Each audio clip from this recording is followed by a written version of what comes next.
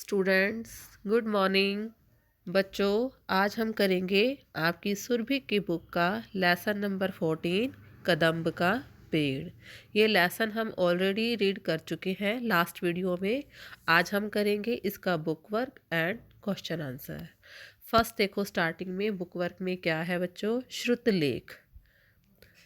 First है कन्हैया, कदम्ब, डांटती, आंचल, यमुना, मिस्री, विकल। विकल होता है बच्चों बेचैन होना, व्याकुल होना।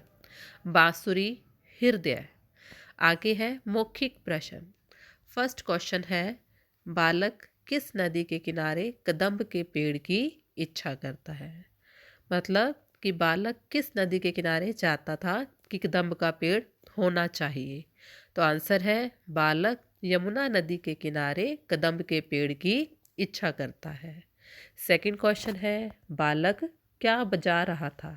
आंसर है, बालक बांसुरी बजा रहा था। आपने लेसन में रीड किया कि वो बच्चा चाहता है कि वो पेड़ पर बैठा हो और वहाँ पर बैठकर बांसुरी बजाए और कन्हैया बन जाए। नेक्स्ट क्वेश्चन है, माँ बालक को पेड़ से नीचे उतरने के लिए किन वस्तुओं का लालच दे रही थी? आंसर है, माँ बालक को पेड़ से नीचे उतारने के लिए मिठाई, नए खिलौने, माखन आदि वस्तुओं का लालच दे रही थी।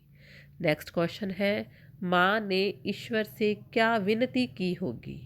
आंसर है, माँ ने अपने पुत्र के वृक्ष से कुशलता पूर्वक नीचे उतर आने की विनती की होगी। उसकी माँ चाहती थी ना कि उनका बेटा सही सलामत ऊपर से वृक्ष से नीचे आ जाए, उसे कोई चोट ना लग जाए। तो ईश्वर से यही विनती करती है कि उनका बेटा वृक्ष से सही सलामत कुशलता पूर्वक नीचे आ जाए। आगे है, सही उत्तर के सामने ठीक का निशान लगाएं। फर्स्ट है, कदम्ब का पेड़ कहाँ था? 4 ऑप्शंस दिए हुए हैं बच्चों। गंगा किनारे, यमुना किनारे, किसी तालाब के किनारे या फिर गांव के किनारे। अभी ऊपर मौखिक प्रश्न में फर्स्ट क्वेश्चन में आया ही था कि बालक किस नदी के किनारे कदम्ब के पेड़ की इच्छा करता है। तो किसके इच्छा रखता है? यमुना किनारे। कदम्ब का पेड़ था यमुना किनारे। सेकंड है, बालक कहाँ छिपकर बांसुरी बजाता है? ऑप्शंस हैं, पेड़ के पीछे, वृक्ष, पत्तों में छिपकर या फिर पेड़ के नीचे। राइट आंसर क्या है? पत्तों में छिपकर। वो पत्तों में छिपकर बांसुरी बजाता है ना, ताकि उसकी माँ उसको देख ना ले। थर्ड है, माँ किससे विनती करती? ऑप्शन है, ईश्वर से, कदम्ब के पेड़ से, नदी से या फिर बालक से। देखो, जब उनका बेटा वृक्ष से नीचे नहीं उतरता तो उनकी माँ विनती करती है, प्रार्थना करती है आंखें बंद करके। वो किससे प्रार्थना करती है? तो राइट आंसर है हमारा ईश्वर से। ईश्वर से ही प्रार्थना करते हैं ना हम लोग बेटा। नेक्स्ट है, बालक पेड़ पर बैठकर क्या बनना चाहता है? आंसर है, बालक पेड़ पर बैठकर कन्हैया बनना चाहता है। कन्हैया ही बनना चाहता था बेटा वो। लेसन में आपने रीड किया ही है। आगे देखो, नेक्स्ट पेज पे कविता की पंक्तियाँ पूरी कीजिए। ये जो लाइंस है बेटा, ये आपने बुक में से देखकर कंप्लीट करनी है। जैसे फर्स्ट लाइन है, तुम्हें नहीं कुछ कहता, पर मैं चुपके चुपके आता, उस नीची डाली से अम्मा ऊंचे पेड़ पर चढ़ जाता, वहीं बैठ फिर बड़े मज़े से मैं बांसुरी बजाता, अम्मा अम्मा कह बंसी के स्वर में तुम्हें बुलाता। तुम आंचल फैलाकर अम्मा वही पेड़ के नीचे ईश्वर से कुछ विनती करती, बैठी आंखें मीचे।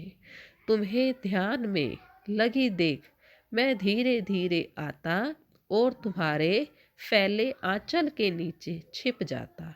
ये लाइंस आपकी बुक में है पड़ी, आपने वहीं से देख के कंप्लीट कर लेनी है बेटा। सेकंड पार्ट देखो, नीचे दी गई पंक्तियों का भावार्थ स्पष्ट कीजिए। क पार्ट देखेंगे हम इसका। बहुत बुलाने पर भी माँ जब मैं न उतर कर आता। वो बच्चा अपनी माँ को कहता है कि जब आपके बार बार बुलाने पर भी मैं वृक्ष से नीचे उतर कर नहीं आता माँ, तब माँ का हृदय तुम्हारा बहुत विकल हो जाता। कहते हैं कि माँ के बार बार बुलाने पर भी जब वो बच्चा नीचे उतर कर नहीं आता तो माँ व्याकुल हो जाती है, बेचैन हो जाती है कि क्यों नहीं नीचे आ रहा। तुम घबराकर आंख खोलती पर माँ खुश हो जाती जब अपने मुन्ने राजा को गोदी में ही पाती। जब उसकी माँ घबराकर आंखें खोलती है तो उनका बच्चा जो मुन्ना होता है उनकी माँ की गोदी में ही बैठा होता है। अपने बच्चे को अपने गोदी में बैठा हुआ देखकर माँ बहुत खुश हो जाती है। आगे है इसके क्वेश्चन आंसर। ये आपको मैं पिक सेंड कर चुकी हूँ, आप ये क्वेश्चन आंसर कर चुके हो। नेक्स्ट पेज पे देखो, नीचे दिए गए शब्दों के दो दो पर्यायवाची शब्द लिखो। जैसे फर्स्ट है पेड़। पेड़ का पर्यायवाची शब्द होता है बच्चों तरु और पादप। आगे है माँ। माँ का होता है माँ और सेकंड है अम्मा। अम्मा का होता है माँ और जननी। थर्ड है दूध। दूध का क्या होएगा दुग्ध। लास्ट है ईश्वर। ईश्वर का होएगा पर्यायवाची प्रभु और भगवान। आगे हमने करने हैं बच्चों विलोम शब्द। फर्स्ट है खुश। खुश का उल्टा क्या होता है उदास। फिर है उतरना। उतरना का विलोम होता है चढ़ना। फिर है बाहर। बाहर का होगा अंदर। आगे है नेक्स्ट नीचे। नीचे का अपोजिट क्या होता है बच्चों ऊपर। आना। आना का क्या होगा जाना। फिर है लेना। लेना का अपोजिट होता है देना। अब आपका ये बुक वर्क सारा कंप्लीट हो चुका है। अब आपने ये सारा बुक वर्क अपनी बुक में फिल करना है और क्वेश्चन आंसर जो आपने राइट किए हुए हैं आपने उसको लर्न भी करना है बच्चों। पर ध्यान रखना राइटिंग साफ और सुंदर हो।